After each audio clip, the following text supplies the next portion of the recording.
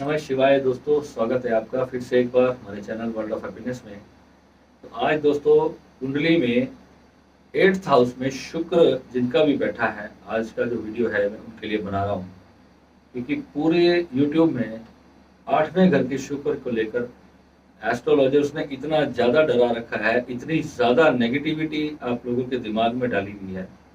जो भी मेरे को मिलता है या 8th हाउस का शुक्र सुनते ही वो कांपने लग जाता है, पता नहीं क्या हो गया। जैसे कि पता नहीं मर जाओगे या कोई बहुत ज़्यादा लाइफ खराब हो जाएगी, रिलेशनशिप बिल्कुल बर्बाद हो जाएंगे। ऐसा कुछ भी नहीं है। आज 8वें घर के शुक्र की पहले मैं आपको चीज़ें बता देता हूँ कि इसमें क्या क्या बताया जाता है, क्या क्या एक्चुअल में होता है और किन किन परिस्थितियों में होता है और किन किन परिस्थितियों में वो चीज़ें नहीं होती। तो सबसे पहले मैं आपकी सभी की नॉलेज के लिए बता दूं कि यही टॉपिक क्यों चुना, क्योंकि इस टॉपिक ने मेरी लाइफ में बहुत उथल पुथल किया। इस 8th हाउस के शुक्र ने मुझे सब कुछ दिया और जो कुछ भी छीना वो भी इसी प्लैनेट ने छीना। तो इसकी मैं आपको पूरी आज एनालिसिस बताने वाला हूँ कि 8वें घर का जो शुक्र है ये वास्तविकता में करता क्या है। क्योंकि जब मेरी कुंडली में जब मैंने देखा कि बहुत सारी जब लाइफ में मेरी प्रॉब्लम्स आना शुरू हुई, तो उस समय की बात है, मैं जब भी किसी एस्ट्रोलॉजर के पास जाता था तो वैदिक वाले जब मुझे बताते थे तो वो ये बोलते थे कि बृहस्पति की दृष्टि आ रही है शुक्र पर, बहुत अच्छी दृष्टि होती है। तो बृहस्पति एक अच्छा प्लैनेट है।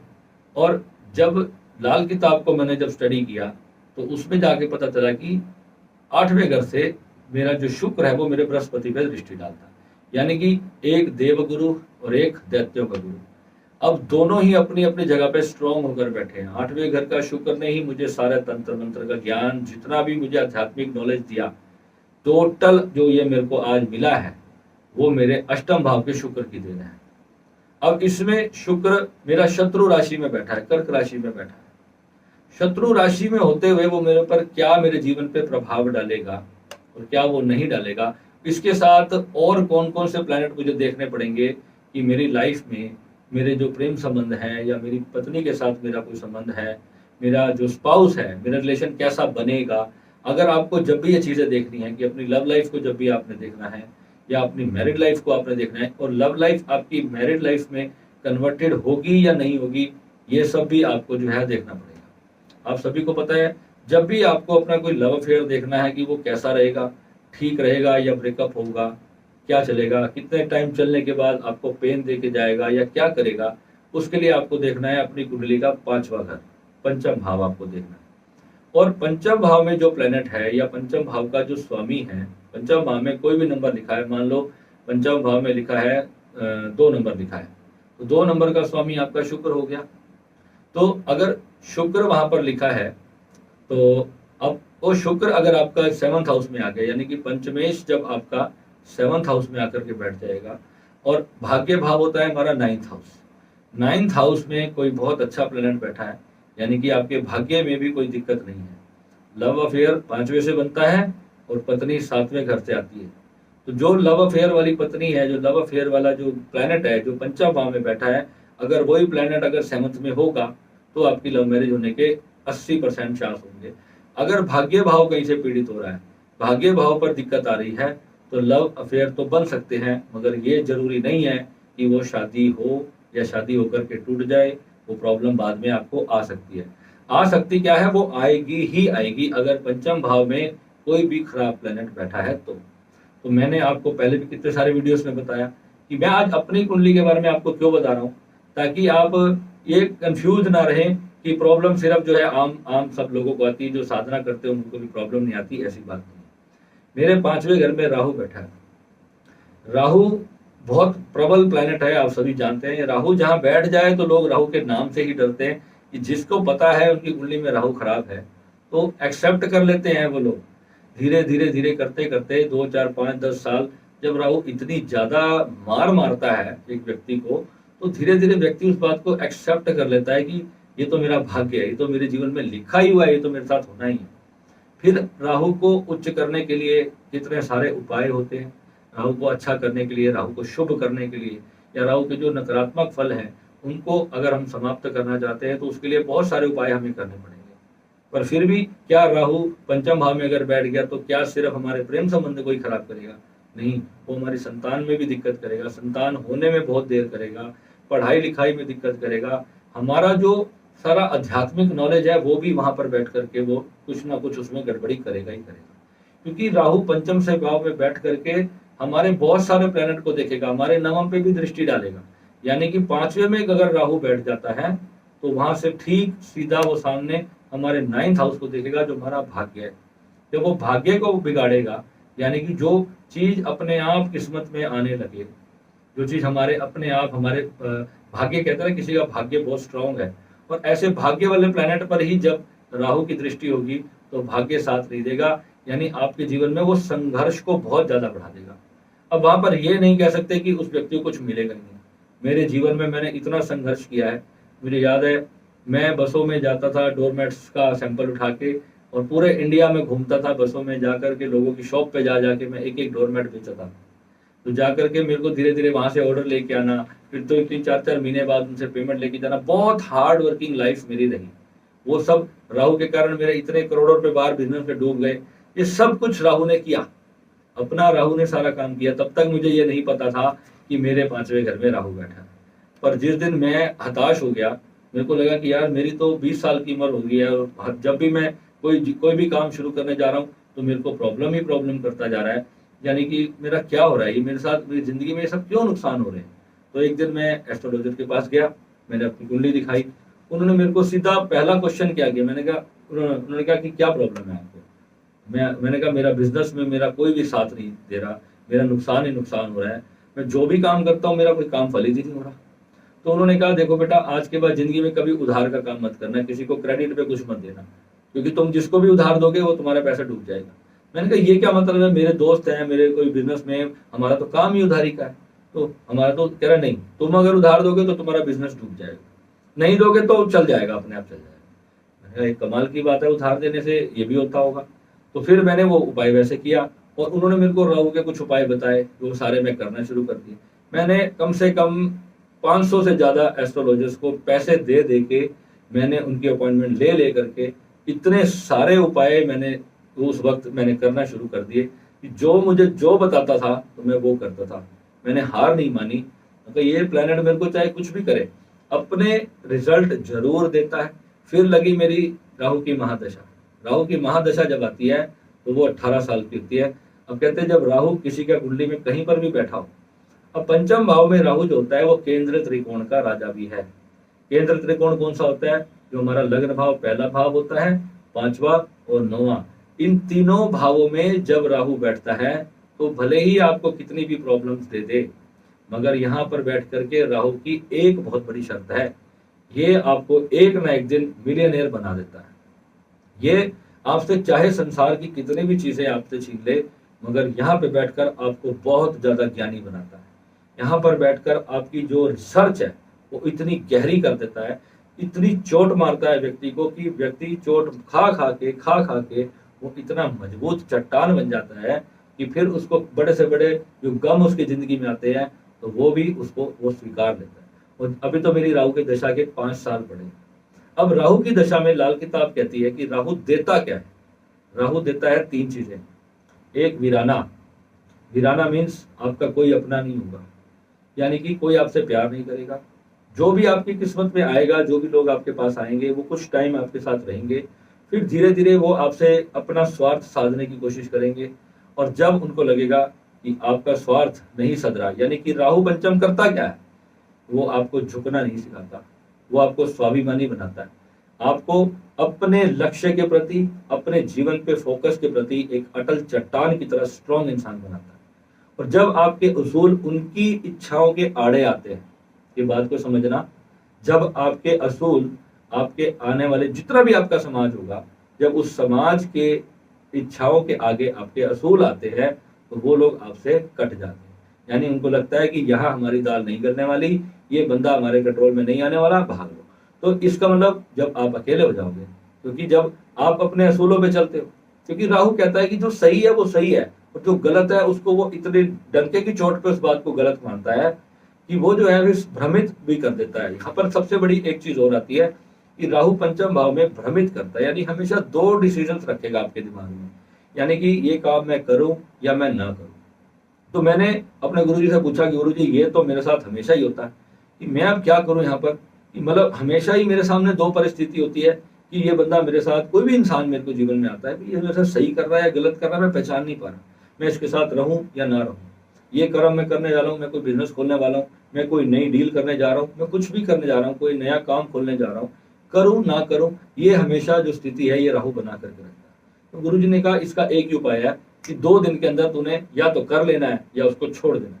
तो ये उपाय जब मेरे को मिला तो मैंने अब उसके बाद क्या किया, मैं 2 दिन नहीं किया, मैंने उसको 1 महीने तक सोचा, थोड़ा और डीप रिसर्च। जैसे राहु जब अच्छा होगा, शुभ राहु होगा, केंद्र त्रिकोण में राहु शुभ होता है, अशुभ नहीं होता है। हाँ, जिस भाव में वो बैठा है वहां के फल वो जरूर, वहां पे प्रॉब्लम जरूर करता है, मगर वहां से वो बहुत कुछ जो और ग्रहों को देता है और प्लैनेट्स को जो देता है, ये हम अभी इसका अंदाजा भी नहीं लगा सकते आप लोग। ठीक है, तो वहीं से बैठ करके जब राहु को हम ऊर्जान्वित करते हैं, राहु की शक्तियों को और ज्यादा बढ़ाते हैं, और धीरे धीरे जब हम किसी चीज के निर्णय पे आते आते जब उसके बारे में बहुत ज्यादा हम सोच विचार करते हैं, अब वहीं पर मेरा सौभाग्य क्या रहा कि वहां पर चंद्रमा भी 5वें घर में बैठा। अब चंद्रमा को 5वें घर में कहेंगे तो चंद्रमा तो ग्रहण लग गया, राहु का ग्रहण लग गया चंद्रमा को, यानी मन पीड़ित हो गया बंदे का, मन हमेशा दुखी रहेगा, मन हमेशा परेशान रहेगा। आपको लगता है कि मेरा मन कभी दुखी होगा? मैं जब खुश होता हूं तो मैं इतना खुश होता हूं कि बहुत ही खुश होता हूं, क्योंकि मेरा चंद्रमा बहुत ही अच्छा है। चंद्रमा मेरा मंगल में, राहु मंगल की राशि में बैठा है, पर चंद्रमा भी तो मंगल में बैठा है ना, मेष में बैठा है। तो इस वजह से चंद्रमा मेरा वहां पर बहुत अच्छा है। 5वें घर का चंद्रमा चंचल तो होता है, आपकी कुंडली में किसी के भी अगर 5वें घर में चंद्रमा हो और वो शुभ होकर के बैठा हो, उसके ऊपर कोई बहुत ज्यादा पाप की दृष्टि ना हो, पाप ग्रह की, तो चंद्रमा वो बहुत अच्छा माना जाता है। अगर आप चंद्रमा को स्ट्रॉन्ग करते चले जाओगे तो राहु अपना फल आपको खराब देगा ही नहीं। और राहु के लिए कोई कहता है हनुमान चालीसा पढ़ लो, हनुमान जी की भक्ति कर लो, अरे हम तो शुरू से ही हनुमान जी के भक्त रहे और भोलेनाथ के भक्त रहे, तो राहु ने हमारे को आज तक दिक्कत नहीं दी। हमने कितनी बार हमने हनुमान जी के 40-40 दिन के व्रत रखे, मंगलवार के व्रत किए, हनुमान जी की भक्ति शुरू बचपन से ही करते रहे, तो हमारे को राहु ने उस चीज तरह से वो दिक्कत दी ही नहीं। अब यहाँ से मैं बात कर रहा हूँ 8वें घर के शुक्र की। अब शुक्र की जब दशा चल रही है या राहु की महादशा चल रही है और 8वें घर में आपका शुक्र बैठा है, ये इस वक्त मेरी दशा करंट चल रही है। तो ये दशा में जब शुक्र राहु की दशा में आएगा, महादशा राहु की चल रही हो और शुक्र, उसका जो शुक्र का पीरियड आएगा करीबन 3 साल का वो पीरियड होता है, तो उस वक्त और भी प्लेनेट के जो बनते हैं उसके अंदर, जैसे दशा में अंतरदशा आती है, फिर प्रत्यंतर दशा आती है, प्राण दशा आती है, ऐसे बहुत सारी 4-5 तरीके की उसमें दशा होती है, जो पर दिन की भी आपको पता है कि आज दिन में कौन सा ग्रह मेरा इस दशा में मेरे साथ चल रहा है, आज मेरे साथ क्या हो सकता है, आप ये भी देख सकते हो। या 2 महीने बाद मेरा क्या कार्य हो सकता है, कहाँ कहाँ पे मुझे दिक्कत आ सकती है, किस किस तरह का मुझे वहां पर उपाय कर लेना है। ये जब आप अपनी दशा अंतरदशा जब देखना पूरी तरह सीख जाओगे, तब आप अपने उपायों को चेंज कर सकते हो कि आज मैंने ये उपाय कर रहा है, अब कल मुझे ये करना है, फिर मुझे आगे ये कितने दिन तक ये नहीं करना। और जब आप बृहस्पति को स्ट्रॉन्ग करते चले जाओगे, जैसे कि मैंने बताया कि मेरा अष्टम में शुक्र है और दूसरे भाव में बृहस्पति है, तो लाल किताब नहीं मानती कि दूसरे घर से शुक्र को बृहस्पति देख सकता है, नहीं देख सकता। और वही चीज मैंने अपनी कुंडली में फील करी जिस दिन मैंने लाल किताब और वैदिक को जब सामने रख के उनका कंपैरिजन करना शुरू किया। मेरे से बहुत सारे लोग ये पूछते हैं कि गुरुजी आप सच बताओ कि आप वैदिक को मानते हो या लाल किताब को मानते हो। तो मैंने कहा कि उपाय तो जो है मैं सारे जितने भी हैं वो लाल किताब वाले कराता हूँ, पर जब लाल किताब का उपाय मैं क्लियर देख रहा होता हूँ कि इस कुंडली पे काम नहीं करेगा, तो फिर वहां पर वैदिक में कुछ इतने जबरदस्त उपाय हैं जो लाल किताब जिसके सामने टिक ही नहीं सकती, क्योंकि वैदिक भी हमारे ऋषियों का ज्ञान है। ऐसा नहीं है कि मेरी पूरी प्रेडिक्शन, मैंने कम से कम 2 साल मैंने सिर्फ वैदिक के हिसाब से प्रेडिक्शन किया। मैंने लाल किताब बहुत बाद में आकर के सीखी और जन्म लग जाता है। आप जितनी कुंडलियां देखते रहोगे आपको धीरे धीरे समझ आएगा कि किसके उसके व्यक्ति के जीवन पे जो असर हो रहा है वो वैदिक वाला आ रहा है या लाल किताब वाला आ रहा है। कई बार इतना अपोजिट होता है दोनों का योग। अब मेरी कुंडली में जो भी अगर एस्ट्रोलॉजर मेरी कुंडली देखेगा, मैं कई बार ऐसे टाइम पास के लिए कोई नया यूट्यूबर आता है तो मैं उसको 1000-2000 रुपये भेज के मैं कहता हूँ बताना भैया मेरी कुंडली के बारे में, तो मैं उनका भी ज्ञान लेता रहता हूँ कि इन्होंने क्या पढ़ा, इन्होंने कितना रिसर्च किया, तो उनका क्या कहना है। तो सभी की एक ही बात है, भाई शुक्र अगर 8वें घर में आ गया तो पत्नी कड़वे स्वभाव की होगी, बहुत ज़्यादा बोलेगी। और सच बताऊं, मेरी वाइफ दुनिया के साथ, मतलब जो उनके फ्रेंड्स हैं, मेरी वाइफ के जितने भी फ्रेंड्स होंगे सर्कल में, और या उनके सत्संग होते हैं एवरी मंथ, उनके गुरु जी हैं, जो मेरी वाइफ की जो गुरु हैं वो शादी से पहले के बने हुए हैं, तो वो उनके जो गुरु है उनके हर हफ्ते सत्संग होते हैं। तो सारे लोग गैदरिंग करते हैं वहाँ पे, अपने गुरु जी का जो है बहुत बड़ा सत्संग करते हैं। और वहाँ पर जो मैं देखता हूँ तो मेरी वाइफ का ना लोगों के साथ जो व्यवहार है वो बहुत ही मीठा। तो दुनिया मेरी वाइफ की तारीफ करती है, बहुत ज्यादा तारीफ करती है कि इस जैसी जो लड़की इस पूरे पानीपत में है ही नहीं। और जब मैं देखता हूँ, जब हम दोनों सामने आमने आते हैं, तो आठवें घर का प्रभाव वहां पे पूरी रूप से खड़ा होता है। मगर अब वहां पे रीजन क्या है, वहां पर मेरे को आठवें घर का शुक्र का ये एक प्रभाव तो ये आ रहा है, और बाकी जो आध्यात्मिक जो उसके रिजल्ट आते हैं, जो शुभ फल होते हैं, वो सारे के सारे मेरे जीवन में आ रहे हैं। तो अब आप इसको अशुभ कहोगे या शुभ कहोगे, तो यहाँ पर जाकर के हमें यह पता चलता है कि एस्ट्रोलॉजी पूरी तरह से सच नहीं है। कभी भी आप कुंडली को देख करके ये मत अपने अंदर धारणा बना लो, मेरा अपनी वाइफ के साथ इतना ज्यादा प्यार है कि मैं आपको बता ही नहीं सकता। हमारा रिलेशन कितने कितने उतार चढ़ाव से निकल के आया, वो हम अपने पिछले 8 साल के अंदर हमने वो सारी चीजें देख ली। उसके बाद भी हम दोनों का रिलेशन एक चट्टान मजबूत की तरह खड़ा हुआ है। जबकि इतनी बार ऐसा योग बना कि आज तो बस हम अलग हो ही जाएंगे, अब तो हम बात करेंगे ही नहीं। ऐसा ऐसा भी कितनी बार समय आया, फिर मैं उसको कहता हूँ, हेलो, आठवें घर का शुक्र देख ले और अपना 7th हाउस का राहु देख ले। तो हम इन दोनों को बिठा देते हैं, राहु और शुक्र को टेबल पे, तो भाई तुम बैठ में साथ में बैठ के चाय पानी पियो और हमें अपनी बातचीत करने दो। तो फिर हम आधे घंटे में या 2 घंटे में 3 घंटे में उस बात को ऐसे गायब कर देते हैं जैसे हुई नहीं। ये देखो, ये चीज समझ है।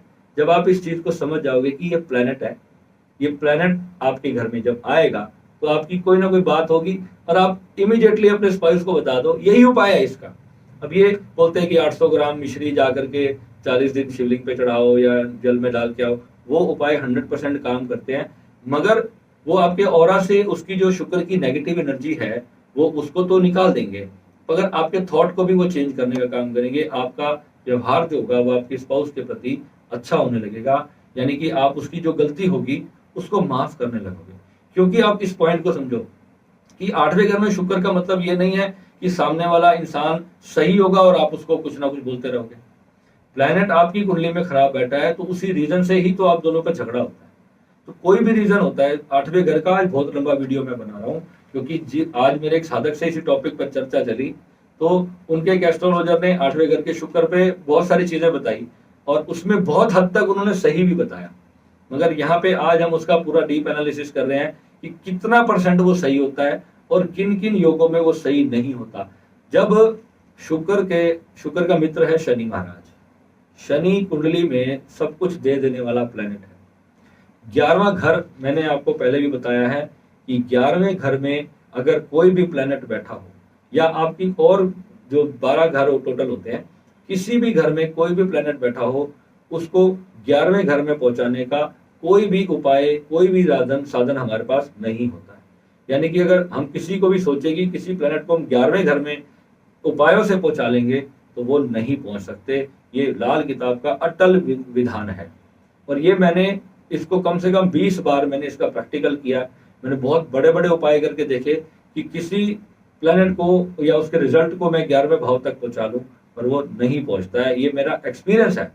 मगर शनि जब 11वें घर में बैठा हो और तुला राशि हो, वहां पर शनि तुला राशि में उच्च का होता है, सबसे ज्यादा शुभ अगर शनि कहीं पर होता है तो वो तुला राशि में होता है, ये आपको पता होगा।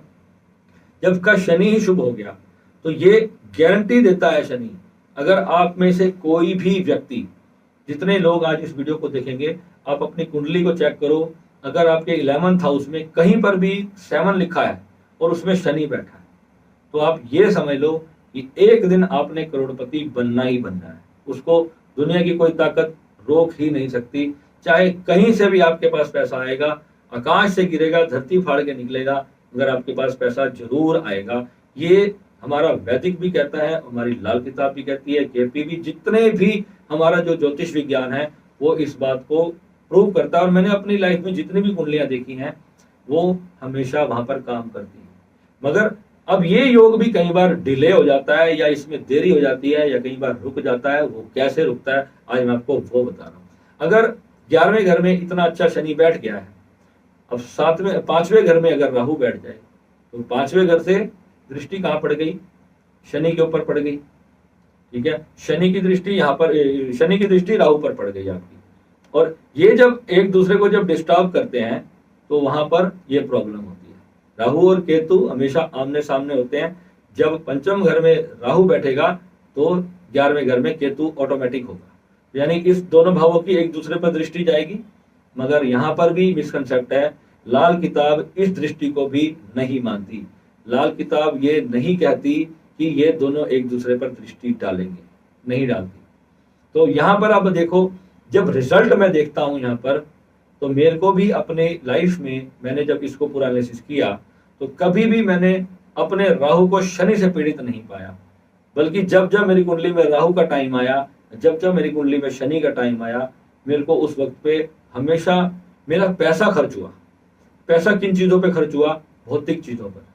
यानी कि शनि ने मुझे कुछ ना कुछ लग्जरियस बना के दिया, यानी कि मेरा पैसा कहीं खर्च हो गया, वो गलत जगह पे खर्च नहीं हुआ, यानी वो पैसा मेरा अच्छी जगह पे खर्च हुआ, मेरी ही खुशियों पर खर्च हुआ। परिवार के अंदर मैं कोई अपना बढ़िया फर्नीचर लाना चाहता हूँ, मुझे कोई अच्छा हैंडसेट लेना है या घर के लिए अपनी शॉपिंग करनी है, तो पैसा बल्क मात्रा में खर्च करवा देता है। जब ये शनि आपका खराब होगा तो वो पैसा आपका हॉस्पिटल्स में खर्च होगा। मेरा कई बार हॉस्पिटल में भी लगा तो इतना मतलब हुआ कि ऐसा भी कई बार हुआ कि एक बार डॉक्टर ने मेरे को कहा कि भैया आपका 25,000 बिल बना है, मैं ना 50 का बिल बना देता हूँ, तो इंश्योरेंस से आपके 25 फालतू आ जाएंगे। समझ रहे हो बात? कि मेरे बिना बोले ही लोग मेरी सहायता करने लगे। ये कैसे हुआ ये मुझे नहीं समझ आता था। जब मैं इन अपने रिसर्च को अपने और आगे बढ़ता गया तो मैंने देखा कि धन योग में हमेशा जब धन की बात आती थी, मेरा कोई बिजनेस नहीं, 4 साल से मैं कोई काम नहीं कर रहा, यही सिर्फ यूट्यूब पे वीडियो बनाता हूँ। मेरे जितने भी साधक हैं वो मेरे को अपने प्राणों से ज्यादा प्यार करते हैं। मेरे ऊपर आंच आने से पहले वो सारे के सारे मेरे लिए खड़े हो जाते हैं। और ये चीजें कैसे क्रिएट हुई? जब श्री विद्या की साधना करी तो जो नकारात्मक प्रभाव भी थे ग्रहों में, कुंडली के जब नकारात्मक प्रभाव भी जहां पर बैठे थे, वो भी अपने आप शुभ होते चले गए। मगर पांचवा घर जहां पर राहु इटसेल्फ बैठा हुआ है, वो वाला भाव हमेशा डिस्टर्ब रहा। क्यों रहा? मैंने आपको पिछले वीडियो में बताया कि 3 साल मैं ये सोचता रहा कि मेरी साधना मेरे ग्रहों को अपने आप संभाल लेगी, अब मुझे उपाय करने की कोई जरूरत नहीं है। तो जब मैंने उपाय बंद कर दिए तो उसने डेंट मारा। किसने? राहु ने मारा। यानी किसको? झगड़े होने लगे, स्पाउस के साथ कोई ना कोई प्रॉब्लम होने लगी, पता चल गया कि हाँ यहाँ पर ये प्रॉब्लम क्रिएट कर रहा है। तो इमीडिएटली जब भी आपको ये समझना है किसी भी प्लैनेट का जब आपको प्रॉब्लम आ रहा है, उस वक्त पे आपको उसका उपाय करना है। अब 8वें घर में अगर राहु बैठा है तो 8वें घर का उपाय बताते हैं कि आप जाओ मंदिर में 800 ग्राम जिमीकंद मंदिर में दे करके आओ। यानी कि 8वें का एक ही उपाय बताया गया। जितने भी मैंने सुने हैं कि शुक्र की चीजों को जाके मंदिर में दे आओ तो शुक्र आपका दूसरे घर में स्थापित हो जाएगा। मगर आप एक चीज सोचो, जब दूसरे घर में ऑलरेडी बृहस्पति बैठा होगा, उसका दुश्मन बैठा होगा, तो आप शुक्र को दूसरे घर में स्थापित नहीं कर सकते। वहां जाकर के शुक्र आपको 8वें का फल भी देने से जाएगा, 8वें का जो दे रहा है वो भी आपको नहीं देगा। अगर 8वें से छोटी मोटी प्रॉब्लम अगर आपको वो कर भी रहा है, या अगर खराब होकर के बैठा है, शत्रु घर में बैठा है, कोई मेजर भी प्रॉब्लम दे रहा है, मगर 8वें घर का शुक्र अपने आप में इतना ज्यादा बलवान है, इतना ज्यादा बलवान है जिसको आप सोच भी नहीं सकते। होल स्पिरिचुअलिटी आपकी 8वें घर पे टिकी है। यही 8वें घर का शुक्र आपको लंबी आयु देता है, स्वस्थ शरीर आपको देता है, यही 8वें घर का शुक्र। लोग सोचते हैं कि 8वें घर का शुक्र वाला व्यक्ति बीमार होता है, थोड़ी थोड़ी प्रॉब्लम्स उसको आती है हेल्थ की, मगर जब आपके और प्लैनेट्स अच्छे होंगे तब ये शुक्र आपका और बलवान होता जाएगा। जैसे मेरा भाग्य भाव में उच्च का सूर्य बैठ गया, पूरी कुंडली को जब तक कंसीडर नहीं करोगे तो एक प्लैनेट को अगर जब भी आप अपना माई बाप मान लोगे तो वो आपको ले डूबेगा, आप गलत उपाय कर लो। देखो, जब आपका दिमाग सही काम कर रहा है, उच्च का सूर्य है, जब 9वें भाव में आपका सिंह राशि का सूर्य बैठा है और लग्नेश आपका बृहस्पति बैठा हो, तो आप ये समझ लो ये छोटे मोटी चीजें, आप प्रॉब्लम तो आएगी आपको, मगर आप उससे चुटकी बजा के बाहर भी निकलोगे। आपके अंदर भगवान इतनी ताकत आपको देगा कि बड़े से बड़े दुख को सहने की शक्ति आपके अंदर आएगी, आप उस चीजों को झेल पाने के लिए समर्थ होंगे। तो ये प्रारब्ध है, ये हमारे पूर्व जन्मों के कर्म होते हैं। अगर हमारा कोई प्लैनेट है ऐसा जो हमें नेगेटिव फल दे रहा है, तो वो हमने उस व्यक्ति का पिछला कर्जा देना है। कहीं ना कहीं हमसे जाने अनजाने उसका कुछ बुरा हो गया था, जो आज वो हमारे जीवन में दुख बन करके आया बैठा है। मगर अब उस दुख को क्या दुख बना के ही सारी जीवन दुखी रहोगे क्या? ऐसा नहीं होता। पहली चीज एक्सेप्टेंस है। और जब हम साधक हैं, जब हम ध्यान साधना करते हैं, आज वो एस्ट्रोलॉजर ने क्या बताया कि इस मेरी कुंडली वाले लोग जो अपने आप को भगवान मानते, तो भाई मानेंगे हम तो, क्यों नहीं मानेंगे? हम है ही भगवान। जब हम पैदा ही उस अस्तित्व से हुए, उस नेचर से, एक पेड़ से पत्ता पैदा होगा तो वो पत्ता तो तब कहलाएगा जब उससे टूट जाएगा। जब तक वो पेड़ में लगा हुआ है, जब पेड़ में लगा हुआ है तो वो पेड़ ही कहलाएगा ना। उसको आप पेड़ को देखोगे तो आप उसको पत्ता नहीं कहोगे।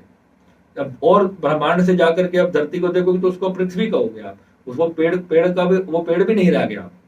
अब वो कोई पेड़ नहीं रहा। अब जब आकाश में जाकर के किसी और प्लेनेट से जब आप पृथ्वी को देखोगे तो आप वो 1 2 3 4 पेड़ नहीं बोलोगे, आप वहां से उसको पृथ्वी ही बोलोगे। और ऊपर जाओगे तो वहां से बोलोगे दिस इज यूनिवर्स। अब वहां पे ना पेड़ है ना पृथ्वी है, ना ही वो कोई सूर्यमंडल है, ना ही कोई वो हमारा यूनिवर्स है, वो सोलर सिस्टम है। जब कई सारे सोलर सिस्टम से भी आप पता चले जाओगे तो आप बोलोगे ये तो हमारा वो है, गैलेक्सी है, मिल्की वे है, ना जाने उसको क्या क्या बोलते हैं, कितने सारे नाम है। ब्रह्मांड में जितनी आप ऊपर चले जाओगे, जितनी दूर आप अपने रॉकेट से चले जाओ, वहां से जाकर आप देखोगे तो एक वन प्रकृति है। वहां पे चाहे अंदर जितने भी जीव जंतु हैं वो सब एक यूनिवर्स का एक पार्ट है। अपने नाम हमने सबके अलग अलग रखे हैं। हमने किसी चीज को नाम दिया है, कोई भाषा, कोई लैंग्वेज, वो सब कुछ हमने ही ला करके दिया। अब ये कहता है कि 8वें घर का जो शुक्र होता है ये आपके बहुत सारे मल्टी ब्रेकअप्स करा देता है, या बहुत सारे रिलेशनशिप्स आपके बनाता है, तो 100% बनाता है। तो इसमें क्या दिक्कत है? आजकल मेरे को ये बताओ, दुनिया में इतने सारे फॉरेनर्स हैं, इतनी सारी कंट्रीज हैं, और वहां पे एक एक लड़का के, एक एक लड़की के 10 10 5 5 रिलेशनशिप बनते हैं, टूट जाते हैं, फिर ब्रेकअप होता है, फिर शादी होती है, पता चला 40 साल के बाद उन्होंने बेबी किया, और बेबी किया तो फिर डिवोर्स हो गया, फिर एक और शादी हुई। तो ये क्या इन सारी दुनिया के शुक्र खराब है? ऐसा बिल्कुल भी नहीं है। सिर्फ शुक्र इसका रिस्पॉन्सिबल नहीं होता आपके डिवोर्स के लिए, आपके ब्रेकअप्स के लिए। 5वां घर और 7वां घर, ये दोनों बहुत ज्यादा जरूरी होते हैं। शुक्र को कभी दोषी मत मानो, शुक्र बहुत ज्यादा बेटर प्लेनेट है। हर चीज हमारी जिंदगी में लाता भी वही है।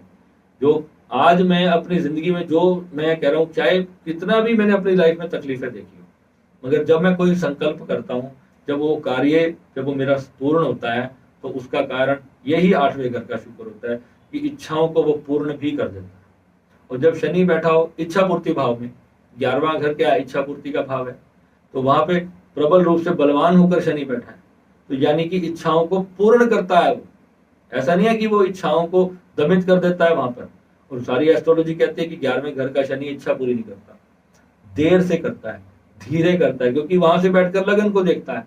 11वें घर में बैठ करके पहले हाउस को शनि देखता है। ये 3 4 मैंने आपको अपनी कुंडली के जो प्लैनेट्स बताए हैं, मुझे हर चीज बहुत देर से मिली, पर जो मैंने चाहा अपने जीवन में, भगवान की कृपा से, उस अस्तित्व की कृपा से, भोले बाबा कहता हूं मैं उसको, शून्य कहता हूं, नमामि शमीशान निर्वाण रूपम निराकार ओंकार मूलम तुरियम। तो ऐसे मैं उस परमात्मा को, मैं अपने शास्त्रों से ही मैंने पढ़ा है। मैंने अपने इस कुंडली के हिसाब से नहीं मैंने कह दिया कि हम परमात्मा हैं। आप, मैं, हम सब जितने भी जीव जंतु हैं, हम सब ही ईश्वर के अंश हैं। उस परमात्मा से हम उत्पन्न हुए हैं। अभी हम अगर अपने आप को इंसान मानेंगे तो बिल्कुल हम एक परमात्मा नहीं है, क्योंकि जब तक हम साधना ही नहीं करेंगे, हम उस भीतर से अपने उस द्वार को खोलेंगे ही नहीं, तब तक हम कैसे जान लेंगे कि हम परमात्मा। जिस दिन हम अपने भीतर से उस सत्य को जानते हैं, तभी जाकर के हम कह सकते हैं कि हम वननेस हैं। ये पूरी प्रकृति एक है, ये ग्रह घूम रहे हैं, और इसका असर संसार के जीवों पे पड़ता है। हमें सुख भी मिलेगा, हमें दुख भी मिलेगा, मगर ये भाव, सब चीजें ग्रह ही तय करेंगे। ये जरूरी नहीं है आप क्या कर्म करते हो। सुबह उठ करके पहला कर्म आपका क्या है?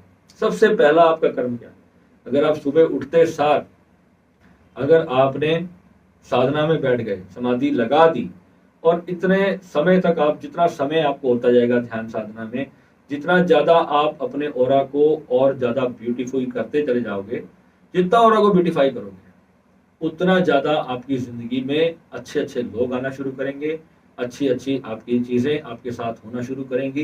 कुछ बुरे भी आएंगे, क्योंकि ग्रह बैठे हैं, कुछ बुरे भी आएंगे, तो आप अगर आपका ऑरा स्ट्रांग है तो आप ये देख लेना कि बहुत जल्दी आप उस दुख से मुक्त हो जाओगे, आप उस चीज से फ्री होकर के आप आगे बढ़ जाओगे।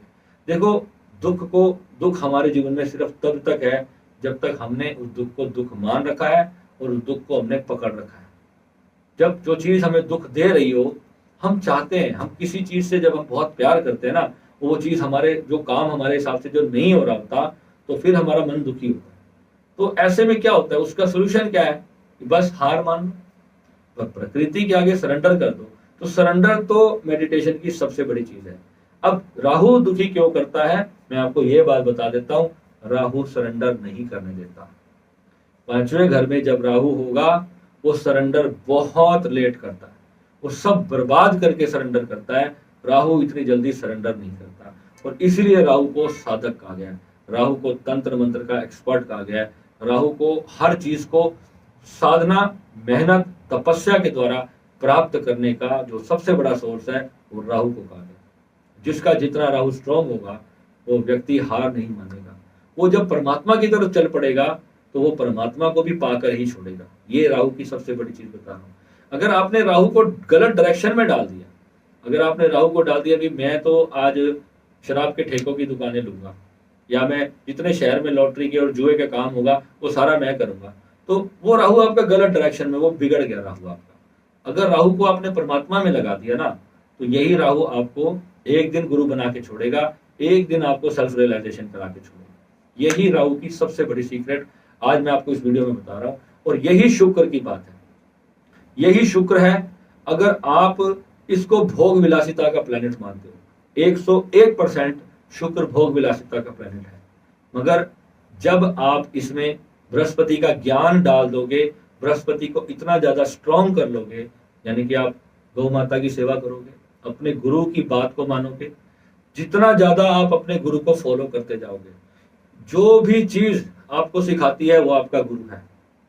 हारे से हारे समय में भी कोई अगर आपको कुछ सिखा रहा है, और अगर आपने उस वक्त में अपने गुरु को सबसे ऊपर मान करके वो कार्य किया, तो आपका बृहस्पति स्ट्रांग होगा। जब भी आपकी कुंडली में ये दोनों आमने सामने अगेंस्ट बैठे हो, तो आप इन चीज को समझ जाओ कि ये दोनों पूरा युद्ध करेंगे आपकी जिंदगी में। क्योंकि ये देवगुरु बृहस्पति आपको परमात्मा की तरफ ले जा रहा है, और शुक्र आपको भौतिकता की तरफ खींचता है। और जब दोनों ही स्ट्रांग हो जाएंगे, जब दोनों ही अच्छे होंगे, तो ऐसा व्यक्ति के जीवन में क्या प्राप्त होगा? ऐसे व्यक्ति को मर्सिडीज में बैठ के परमात्मा मिलेगा। समझ आ रही है बात को? ऐसे व्यक्ति का बैंक बैलेंस होगा करोड़ों में, विदेशों में जाकर के वो घूमेगा फिरेगा, सारी मस्ती करेगा, वो स्विट्जरलैंड में जाकर के ध्यान करेगा। अभी आपको पता है कोलांतक पीठ वाले गुरुजी हैं, वो पीछे स्विट्जरलैंड में जाकर के वो वीडियो बना रहे थे। तो मेरी तो बहुत समय से तमन्ना है, और बहुत जल्द मैं आपको कहीं ना कहीं ऐसे ही किसी कंट्री में दिखूंगा, और वहां बैठ करके फिर मैं आपको वीडियो बनाता हुआ दिखाऊंगा। उस दिन मैं बताऊंगा कि मेरे 8वें घर के शुक्र ने मुझे यहाँ पर पहुंचाया। क्योंकि रीजन क्या है, अब मेरी बात को समझना, जब हम किसी प्लेनेट को खराब मान लेते हैं, तो यानी कि अब आपका वो खराब हो ही गया समझो। मैं अपने राहु को बहुत ज्यादा खराब मानता हूँ शुरू से। एक राहु की एनर्जी है जो, क्योंकि मैं कभी उसको पॉजिटिव देखा ही नहीं मैंने उसको, क्योंकि मेरे को उसने कभी कुछ होने ही नहीं दिया। मेरा कोई कार्य अच्छा होने लगता था, लास्ट टाइम पे जाके पता चलता था खराब हो। फिर मैं उसकी जब दशा चेक करूं, देखा तो वो राहु चल रहा। राहु कहीं ना कहीं से एक दिन के लिए आया वो काम, फिर मेरे मन में धीरे धीरे धीरे धीरे सबकॉन्शियस में ये बात बैठती चली गई, ये राहु तो मेरा सबसे बड़ा दुश्मन है। एक दिन मैंने बैठ करके राहु से बात करी, यानी कि साधना में बैठ करके राहु को, हमारी जो टेक्निक्स है उस तरीके से मैंने राहु को शुभ करना शुरू किया। उसको कैसे करेंगे, जो हमारे जो थॉट प्रोसेस है, थॉट प्रोसेस को कैसे चेंज करेंगे, इसके ऊपर हमारे कोर्स में पहले ही दिन से हम जो है बहुत सारी 4-5 ऐसी साधनाएं हैं जो हम पहले ही दिन से, जितने भी साधक आते हैं उनको पहले वही साधना कराते हैं। कि सबसे पहले मैंने कुंडलिनी वाले वीडियो में भी आपको बताया था कि हमें पहले अचेतन मन को देखना है कि हमारे अंदर किसी भी चीज को लेकर के चल क्या रहा है। अभी रिसेंट में मेरी एक पर्सनल लाइफ में एक घटना घटी, मैं घटना तो यहाँ शेयर नहीं कर सकता। मुझे पता चल गया, मैं वृंदावन में बैठा था और सुबह 4 बजे मैंने एक दृश्य देखा कि मेरी जिंदगी में एक बहुत क्लोज इंसान था, जिसको मैं अपने हर चीज में अपने साथ रखना चाहता था। अपने यूट्यूब के कार्यों में, अपने बाहर फॉरेन ट्रिप्स में, जहां जहां भी मैं जाना चाहता था, मैं हमेशा उस व्यक्ति को अपने साथ रखना चाहता हूँ। और सुबह 4 बजे मैं उठा और मैं वृंदावन में था उस वक्त, और मेरे ध्यान में मैंने अचानक देखा कि वो व्यक्ति तो मुझे धोखा दे रहा है, व्यक्ति तो मुझे चीट कर रहा है। अब ध्यान में जब ये चीज़ आई तो मेरे तो पहले ही मेरे को इंट्यूशंस आ जाते हैं। जब भी कोई चीज़ घटने वाली होती है मुझे इंट्यूशन पहले ही आ जाती है कि ये अब तैयार हो जा बेटा, तू ये बंदा गया, ये बंदा तुझे धोखा देगा। मैंने इमीडिएटली उस व्यक्ति से बात करी। मैं कहा भाई ये चीज़ मेरी लाइफ में आई है, तो मैंने चीज़ देखी है, क्या तू इस काम को अभी तू कैंसिल कर दे, अभी हम ये सब नहीं सोच सकते। वो व्यक्ति मेरे पीछे पड़ गया कि क्यों नहीं कर सकते, क्यों नहीं कर सकते। वो उस बात को पकड़ के बैठ गया। वो उस काम के ऊपर इतना ज्यादा डेडिकेटेड हो चुका था मेरे साथ कि बस उसको वो करना ही था। उसको इस बात का बुरा लग रहा था कि मैंने उसको वो काम करने से क्यों मना कर दिया, जबकि मैंने देखा कि किसी चीज की वजह से उसकी मेरी दोस्ती खराब हो रही है, हमारा इतने सालों पुराना रिलेशन खराब हो रहा है, तो मैंने उसको मना कर दिया। तो मेरा जैसे ही मैंने उसको मना किया तो इमीडिएटली जो उसका रिएक्शन आया, मैं उससे कंफर्म हो गया कि जो परमात्मा हमें अंदर से दिखाता है। और वही टाइम हुआ जब 6-7 महीने हुए, उस व्यक्ति ने मुझे बहुत बड़ा धोखा दिया। मुझे पता चल गया कि वो जो 4 बजे वृंदावन में घटना घटी थी वो यूं ही नहीं घटी थी। तो ये पावर है हमारी मेडिटेशन की। तो फिर मुझे इस चीज का दुख भी बहुत हुआ कि चाहे जो भी था, अस्तित्व ने मुझे पहले ही उस चीज को भले ही दिखा दिया, मगर राहु पंचम की वजह से हुआ ही। क्योंकि राहु पंचम क्या करता है, हमारी पार्टनरशिप्स को भी डिस्ट्रॉय करने का कार्य करता है, यानी हमारी दोस्ती को भी तोड़ने का कार्य करता है, हमारे प्रेम संबंधों को भी खराब करता है, हमारे मैरिड लाइफ में हस्बैंड वाइफ के साथ डिस्टर्बेंस देता है, हमारी पढ़ाई लिखाई में रुकावट डालता है, हमारे संतान के साथ हमारे झगड़े करवाता है। सिर्फ एक ही पार्ट नहीं है राहु का, बहुत सारी चीजें वहां से जाकर के देखी जाएंगी। और ऐसे ही शुक्र का काम है, ऐसे ही सूर्य का काम है। सारे प्लैनेट्स को जब तक आप पूरा कंसिडर नहीं करोगे, किसी उपाय के नतीजे पे आपको नहीं आना चाहिए। ठीक है, तो आज के वीडियो में मैंने बहुत गहरी और डीप जानकारी आप लोगों को शेयर करी है। कोशिश करो, मैं हमेशा कहता हूँ, सिर्फ अपने रिश्तों में प्रेम नाम का जो रस है ना, प्रेम नाम का शहद डाल दो और अपने स्वार्थों को एक बार उठा करके साइड पर रख दो। जहां बहुत जरूरी है ना, तो वहां एक दूसरे को रिक्वेस्ट करके प्रेम से उस कार्य को सिद्ध करने की कोशिश करो, तो आपके प्लैनेट अपने आप अच्छे होने शुरू हो जाएंगे। जब आप दूसरों के लिए अच्छा करोगे तो दूसरे आपके साथ कभी भी गलत नहीं करेंगे। अब जब कुंडली में प्लैनेट्स बहुत ज्यादा खराब हैं, तो आप ये मान के चलना, आप जितना भी दुनिया का अच्छा कर लो, लोग आपके साथ अच्छा नहीं करेंगे। इसलिए आपको उस बात को मानना है कि मैं परमात्मा हूँ, मैं एक ऐसा पेड़ हूँ जिसमें आम लगे हुए हैं और ये आम सबके लिए है, ये मेरे लिए नहीं है। तुम तोड़ लो, तुम्हें पत्थर मार के तोड़ने हैं, पत्थर मार के तोड़ लो, सीढ़ी लगा के आराम से चढ़ के तोड़ना है तो भाई आराम से चढ़ के तोड़ो। अपने भाव से सिर्फ गिविंग अपने अंदर ले आओ। जब तुम देने के भाव से जब जीवन को जियोगे, तो जीवन में परमात्मा की ये बहुत बड़ी कंडीशन है कि जिसका हाथ ऐसे होता है ना, उसको कभी ऐसे नहीं करना पड़ता। वो अपने आप भगवान कोई ना कोई ऐसी चक्री आपकी जिंदगी में चलाएगा कि सारे कार्य अपने आप सिद्ध होते जाएंगे। अब जिन व्यक्तियों का भी, अगर आपको कहीं से भी लगता है कि मेरा शुक्र 8वें घर में हो या वहां पर आपको खराब फल दे रहा है, मेरे को तो शुक्र ने बहुत अच्छे फल दिए। मैं कभी ये नहीं कहूंगा कि 8th हाउस के शुक्र ने मेरे को खराब करे। मेरे को सारी मेडिटेशन में मैंने जो भी अपने जीवन में प्राप्तियां की, वो सारी मेरी 8वें घर के शुक्र ने मेरे को दी।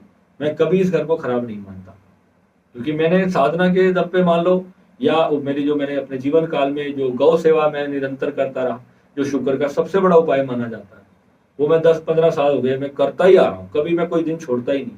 कभी छूट जाए 1-2-4 दिन तो मेरे दिल में कुछ होता है, भाई आज मेरा ये कार्य कैसे रह गया। तो जब ये चीजें हम सारी रूटीन में करते हैं तो शुक्र अपने आप पॉजिटिव होना शुरू हो जाता है। शुक्र को अच्छा करने के जितने भी उपाय हैं वो आपको खुद करने पड़ेंगे। साफ सुथरे कपड़े पहनो, बढ़िया अच्छी परफ्यूम लगा के रखो, जो अपने बाल वाल सब अच्छे करके रखो। जितना बढ़िया तुम अच्छा खाना खाओगे, ये नहीं कि ठेले पे जाके कुछ भी खा लिया, बढ़िया से बढ़िया रेस्टोरेंट में जाके। आप एक रोज अफोर्ड नहीं कर सकते, 5 दिन में जाओ, 10 दिन में जाओ, मगर अपनी इच्छित वस्तु के लिए कर्म करके उसको पूरा करोगे तो शुक्र बलवान होगा। जैसे मान लो, आप एक छोटा सा एग्जांपल देता हूँ, आपको एक 5,000 रुपए की कोई चीज पसंद आ गई। मैं एक बार थोड़ा एसी कम कर लूँ, बहुत ज्यादा ठंड होगी। तो मान लो अगर आपको एक 5,000 रुपए की कोई वस्तु पसंद आ गई, ठीक है। अब आपकी जेब में तो 2,000 है, अब आप 5,000 की चीज कैसे लाओगे? अब वो 2,000 को ना आप कहीं पे बैंक में डाल दो। अब वेट करो कि जब 5,000 पूरे होंगे तब मैं उस चीज को खरीदूंगा। ये नहीं कि अब 1,000 रुपए वाली चीज लेकर के बैठ जाओ। अगर आपने 1000 वाली चीज खरीदी तो शुक्र गया आपका। यानी कि आपने जब ये बोल दिया कि मेरे हाथ नहीं पहुंच रहे तो अंगूर खट्टे हैं, तो आप उस चीज को कभी नहीं खरीद पाओगे। हमेशा अपने मन में एक चीज रखो, जो भी खरीदना चाहते हो, कुछ भी चीज आप पाना चाहते हो अपनी लाइफ में।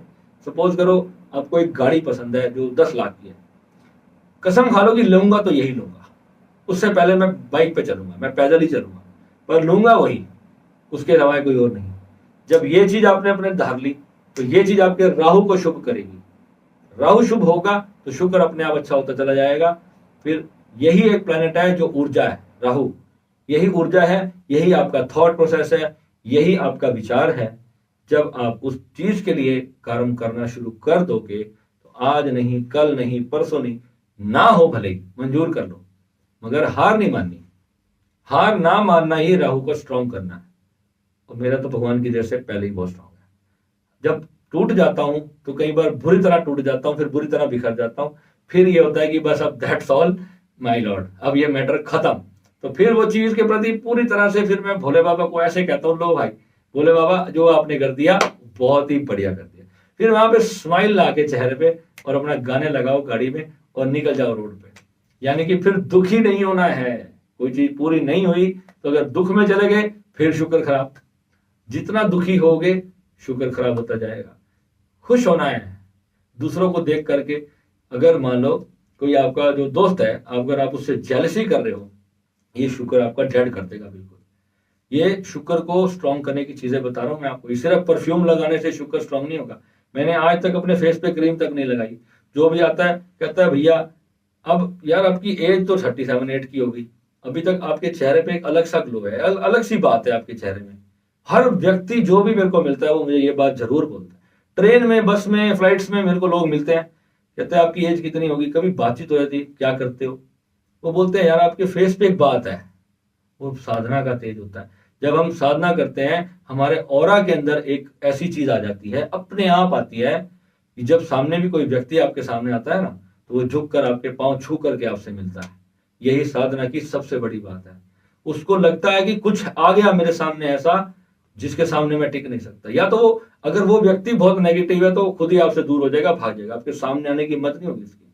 आपसे बात करेगा ना, आप नोट करोगे उसकी आंखें अपने आप नीचे होने चली जाएंगी। यही है प्रबल शुक्र। और आपका जब क्रोध भी बढ़ेगा, आपका क्रोध आज्ञा चक्र जब जागृत होगा ना, अगर कोई व्यक्ति सीधी तरह से आपकी बात नहीं मानेगा तो फिर आप उसको दंडित करके भी अपनी बात मनवा लोगे।